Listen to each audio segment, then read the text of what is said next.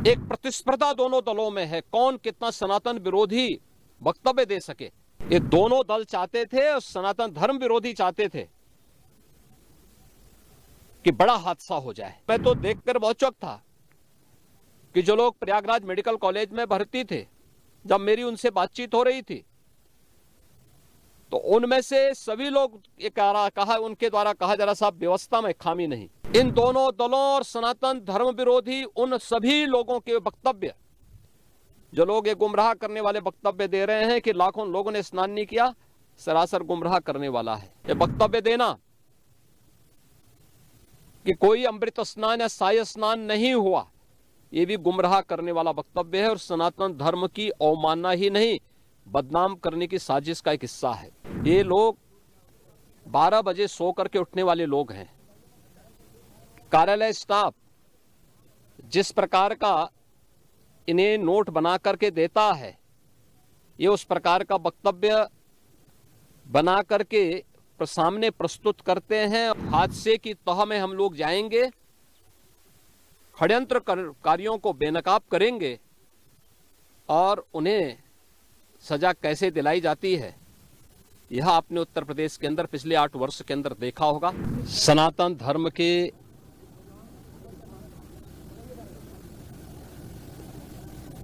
इस सबसे बड़े आयोजन का साक्षी बनकर के गौरव की अनुभूति कर रहा है, प्रफुल्लित है। वहीं दूसरी ओर सनातन धर्म के खिलाफ सपारी लेकर के षड्यंत्र करने वाले तत्वों के द्वारा लगातार शरारत पे शरारत करते हुए झूठ के और असत्य के नित नए प्रतिमान भी गढ़े जा रहे हैं।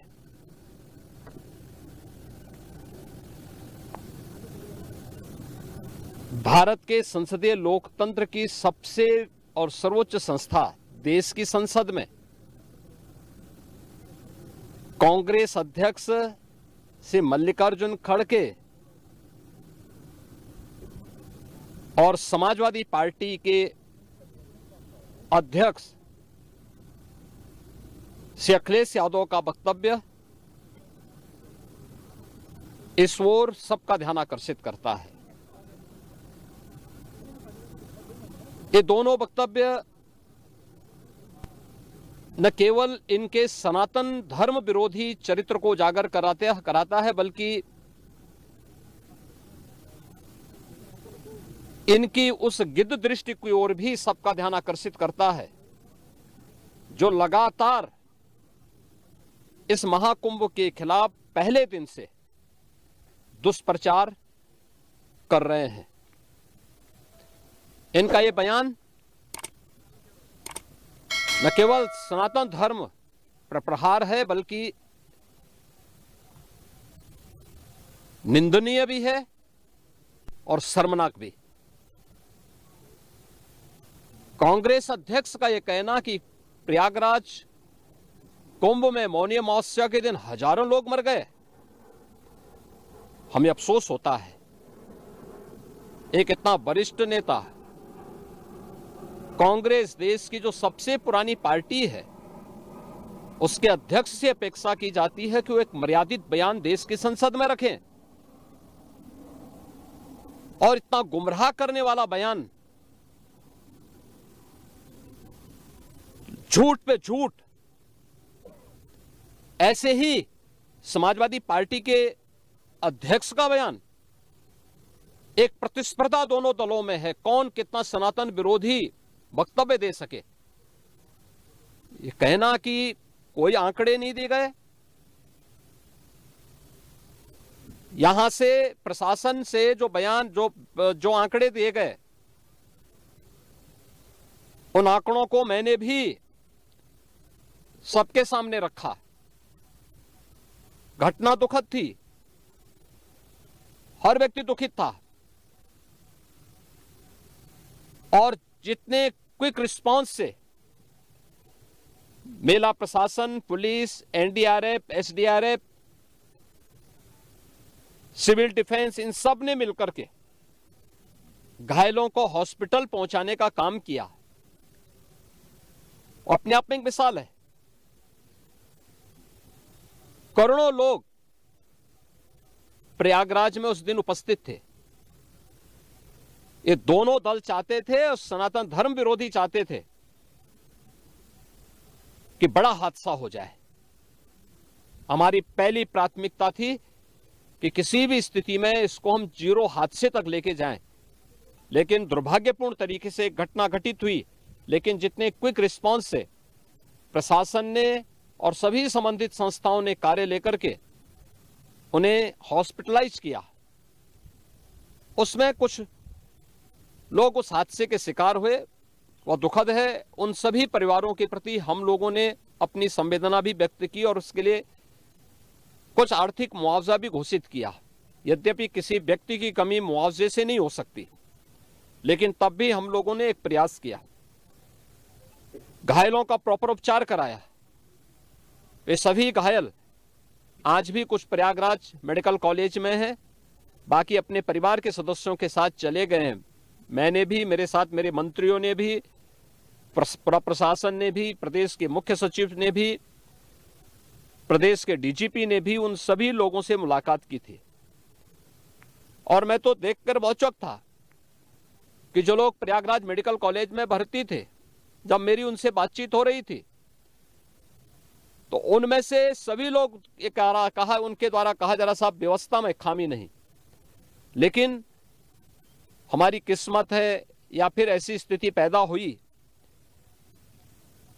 और उनके सभी पहलुओं को लेकर के सरकार भी जांच करा रही है और उसके लिए एक न्यायिक कमीशन भी हमने तत्काल गठित किया। लेकिन हमारी पहली प्राथमिकता थी कि जो ये लगभग 8 से 9 करोड़ लोग प्रयागराज में उपस्थित हैं, इन्हें सुरक्षित उनके घरों के लिए वापस भेजना।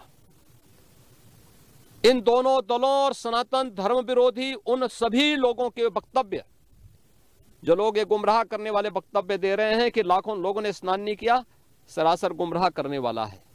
ये वक्तव्य देना कि कोई अमृत स्नान या साय स्नान नहीं हुआ, ये भी गुमराह करने वाला वक्तव्य है और सनातन धर्म की अवमानना ही नहीं, बदनाम करने की साजिश का एक हिस्सा है। कोई परंपरा बाधित नहीं हुई। मौनी अमावस्या का स्नान पहले दिन सायंकाल 7:30 बजे से प्रारंभ हो गया था और अगले दिन पूरे दिन भर देर सायंकाल तक मौनी अमावस्या का मुहूर्त था।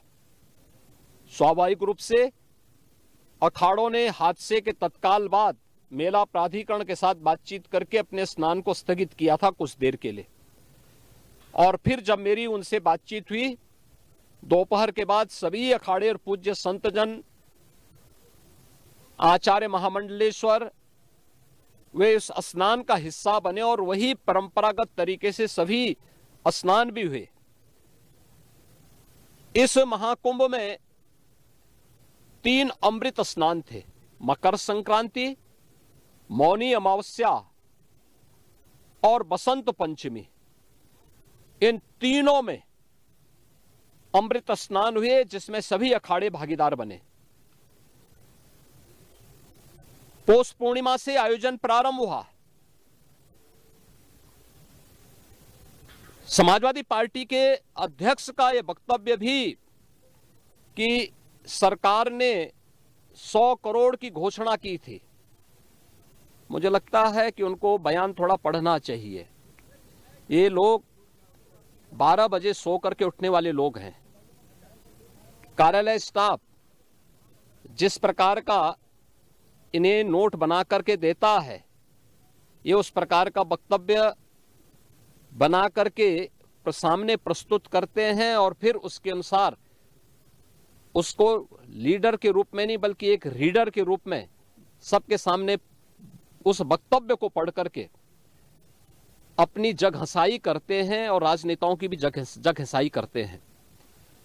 यही स्थिति इन्होंने, मैंने बार बार कहा कि महाकुंभ में 40 से 45 करोड़ श्रद्धालु इस पूरे महाकुंभ के आयोजन में भागीदार बनेंगे। और मुझे बताते हुए ये भी प्रसन्नता है कि पिछले 22 दिन के अंदर इस महाकुंभ में 38 करोड़ श्रद्धालु अब तक यहां आ चुके हैं। अगले 22-23 दिन तक यह आयोजन और चलेगा। इन 22 दिनों के अंदर भी श्रद्धालुओं के आने की पूरी वो है। आज भी आप देख रहे होंगे, कल बसंत पंचमी अंतिम अमृत स्नान संपन्न हुआ। माघी पूर्णिमा 12 फरवरी को और महाशिवरात्रि 26 फरवरी को होगा। करोड़ों की संख्या में